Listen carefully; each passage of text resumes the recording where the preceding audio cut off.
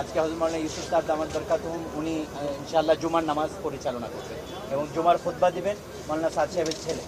আর বিশেষভাবে আজকে একটা পবিত্র দিন, যেহেতু শবে বরাতের একটা সামনে আমরা পাচ্ছি, আর ওই হিসাবে আমাদের ইজতেমার মধ্যে পুরো বাংলাদেশের এবং পুরো পৃথিবী থেকে মানুষ এখানে সমবেত হয়েছে।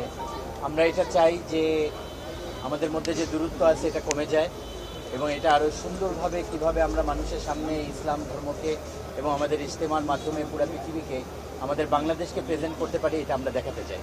এখানে আসলে আমাদের কোনো কারোর মধ্যে কোনো ভেদাভেদ নাই, কোনো দূরত্ব নাই। এটা আমরা খুব সুন্দরভাবে এই ইজতেমা আপনাদের সহযোগিতার মাধ্যমে এবং প্রশাসনের সহযোগিতার মাধ্যমে আমরা দেখতেছি এটা পরিচালিত হচ্ছে এবং আমরা এটা মনে করি যে এটা এরকম সুন্দরভাবে পরিচালিত হবে এবং এটা শেষ হবে দোয়া পর্যন্ত। এবং আমাদের বিদেশের মেহমানরাও আলহামদুলিল্লাহ অনেক চলে আসছেন এবং তারা আসতেছেন এখনও, যেহেতু আমাদের ডেটটা একটু চেঞ্জ হয়েছে। এটার জন্য আমরা ওনাদের টিকিট আবার নতুন করে করার কারণে, ভিসা আবার নতুন করে করার কারণে এখন পর্যন্ত সবাই এসে পৌঁছাতে পারেন নাই। এই জন্য সবাই আসতেছেন, রাস্তায় আছে, অনেকে চলে আসছেন। আর বিশেষভাবে আমাদের হযরত মাওলানা সাদ সাহেব দামাত বরকাতুহুম যে ওনার বিশ্ব আমির হযরত মাওলানা সাদ সাহেব দামাত বরকাতুহুম ওনার ছেলে ওনারা চলে আসছেন, হযরত মাওলানা ইউসুফ সাহেব এবং হযরত মাওলানা ইলিয়াস সাহেব চলে আসছেন। ওনারা দুইজনই চলে আসছেন।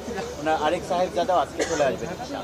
তো ওনারাও আজকে আগামীকালকে মাগরিবের পরে একজন বয়ান করবেন।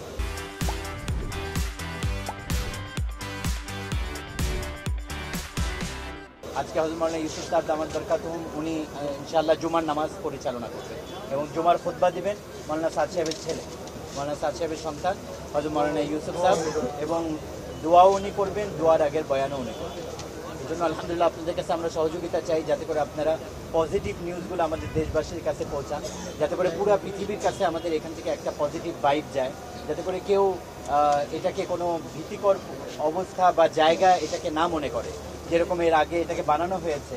আমরা এটা চাই না যে আমাদের বাংলাদেশকে কেউ কোনো এরকম জায়গা মনে করে যেখানে আমরা গেলে আমাদের জানের উপর আক্রমণ হতে পারে বা আমাদের মালের উপর আক্রমণ হতে পারে। এইটা থেকে আমরা উপরে উঠে পুরো পৃথিবীকে আমরা এই মেসেজ দিতে চাই যে আমাদের দেশ খুবই সুন্দর একটা জায়গায় আছে। যে সরকার পরিবর্তনের কারণে যে বৈষম্য বিরোধী সরকার এখন আসছেন, ওনারা পুরো দেশকে সুন্দর একটা স্থিতিশীল অবস্থায় নিয়ে এসে ইজতেমা পরিচালনা করার ব্যাপারে আমাদেরকে পরিপূর্ণভাবে সহযোগিতা করেছেন এবং এখনও করতেছেন। আমরা পুরো পৃথিবীকে এই মেসেজটা এখান থেকে দিতে চাই, সেটা হচ্ছে যে আমাদের এখানে ইজতেমা সুন্দরভাবে পরিচালিত হচ্ছে, একদম সিকিউরভাবে, আমানের সাথে।